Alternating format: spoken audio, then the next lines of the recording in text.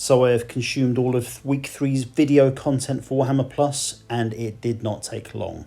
34 minutes in total. That includes all of the short credit scenes and all of the unnecessarily long pauses in the animation show, and obviously our first episode of Loremasters. Now this might be the last weekly video I do for this, just because I don't enjoy focusing on the negative. And that will give you a little glimpse into my thoughts for week 3's content in total.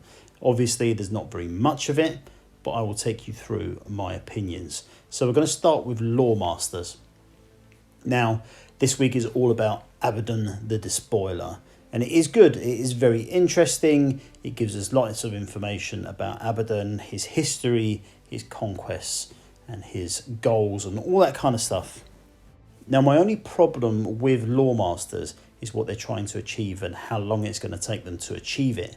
So, as much as I enjoyed this, it was very well presented, it was well narrated, and I enjoyed all of the lovely artwork and that kind of stuff that appeared in that video. I did enjoy it. Now, my problem with the likes of Loremasters is that they release one of these videos every couple of weeks. It's going to take a very, very, very long time for us to start to build up a good catalogue of information. Now that on the outset might not seem like a major problem. You know, if they're going to cover the entire 40k saga, maybe it would take a couple of years to be able to do all of that kind of stuff. But the fact is that this kind of information is readily available from a whole host of YouTubers.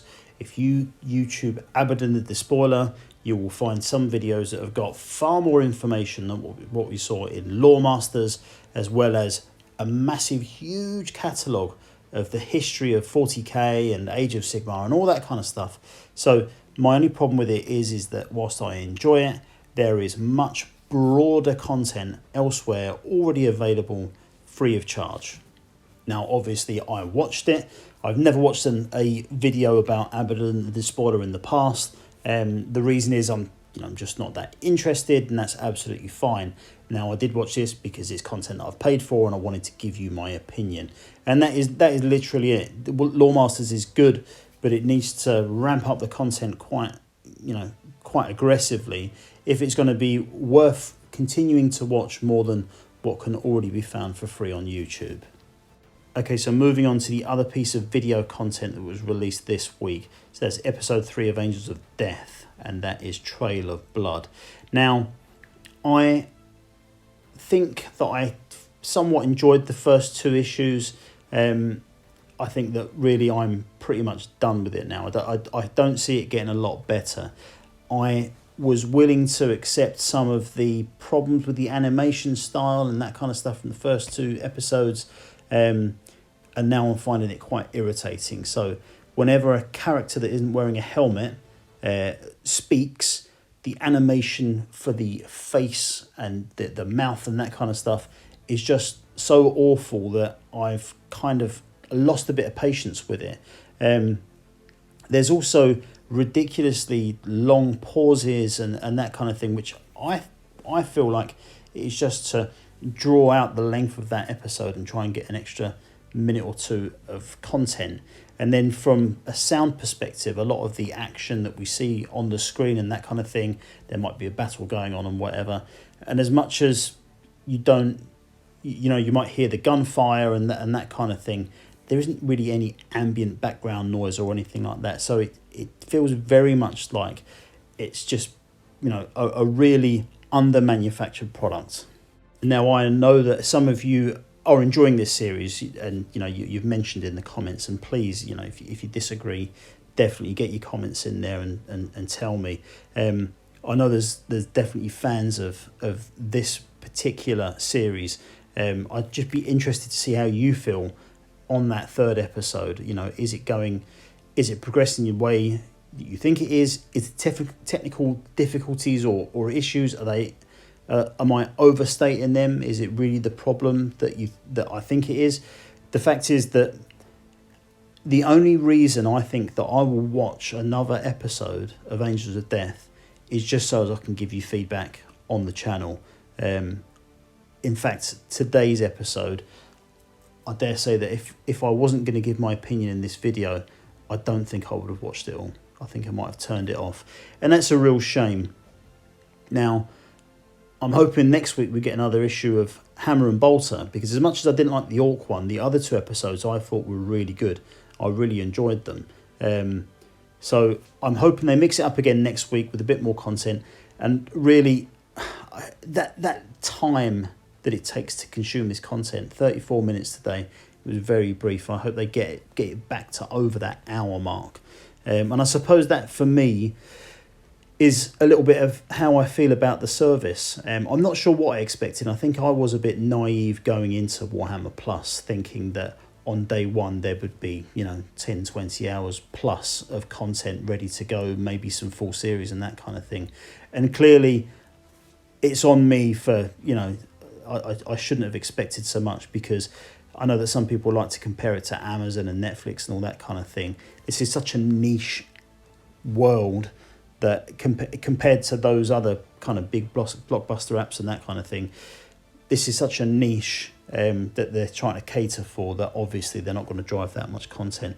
But for me, I think that it's just not enough at the moment. I think that in the launch month, they really should have been doing more to ramp up the content and that kind of thing. Okay, so let's finish up with the Vault content. And we have 3 issues of White Dwarf, and they're all good ones, really. They're ones from earlier this year. We've got issues 363 to 365. Particularly like the 40k Flashpoint stuff that's in there. There's some Broken Realm stuff for AOS as well. But yeah, broadly they are good. Well, White Dwarf is a good publication. I do enjoy it anyway.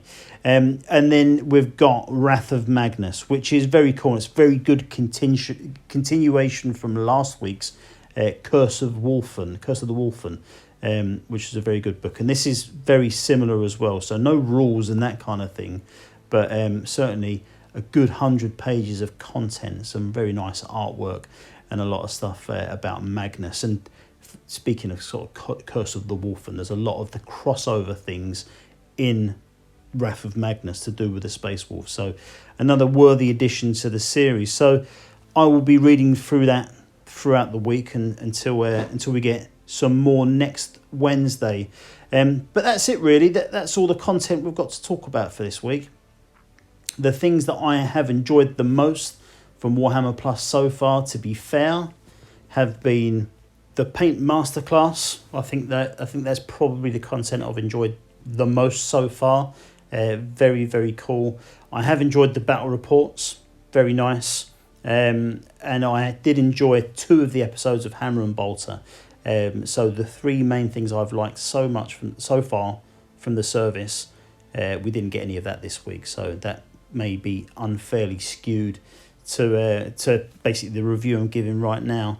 The rest of it, I'm looking forward to the AOS app whenever it's going to arrive. They're kind of quiet on that at the moment, so hopefully it will be here sooner rather than later. But yeah, we look forward to that. Yeah, I think that going forward, we've got maybe just over another week until we've finished our first month. Our first full month of content on Warhammer Plus, and then it'll be time to make a decision really about whether we continue to subscribe or not. Now, I dare say that for people who are using the 40k app, there's definitely a good reason to continue with the service there. You pay a little bit more, but obviously you get the rest of the content for just that little bit cheaper. Especially people who play 40k and AOS, because when that app arrives, that will probably be, again, £1.50 a month. So it will be £3 for both apps. So just an extra £2 to go up for Warhammer Plus. So that will make it even more worth it. And obviously we've got our cool models and that kind of thing, which we'll get once we've hit our 1 year anniversary. But yeah, I'm sorry if that's a bit of a downer for week 3. Again, the sort of things that I've enjoyed from the service so far, they just didn't come up this week. So hopefully next week it will be much better. So depending on how well this video is received, obviously it's a bit of negative comments from me and that kind of thing. But I'll see how we go, and I may continue to do this kind of weekly update on Warhammer Plus. But as usual, guys, thank you so much for watching. It is much appreciated, and I will catch you all very soon. See you later.